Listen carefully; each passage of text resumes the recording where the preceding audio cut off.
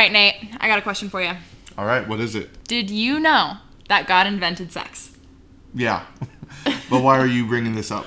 Well, if we were to take a step back and look at some of the language used and assess how sex is often discussed, especially in the church, it would be reasonable to assume that sex was invented as some kind of trap or scheme from the devil. You know what? That actually makes a lot of sense. But in reality, though, this couldn't be any further from the truth. You see, God intended sex to be a very good gift. This includes sexual desire and pleasure. Yeah, it's true. Okay, so we've started talking about sex, but some of the people watching this might be wondering, what do they mean by sex, right? In order to make sure that we're all on the same page, let's just answer this one question. What is sex? Well, our culture defines it as sexual play between two consenting people that include little or no attachment.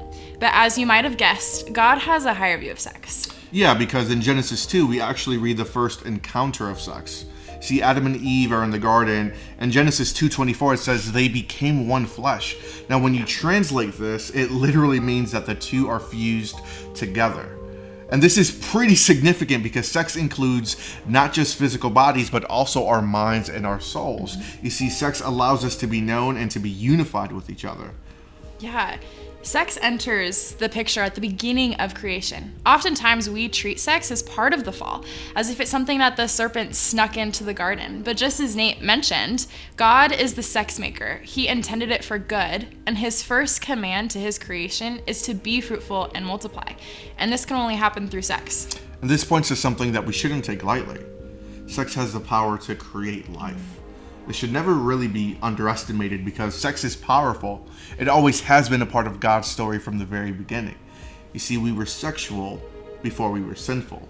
Understanding that this is a gift from God will continue to shape how we understand the beauty of God's design, his intent for us, and that this in fact is a gift.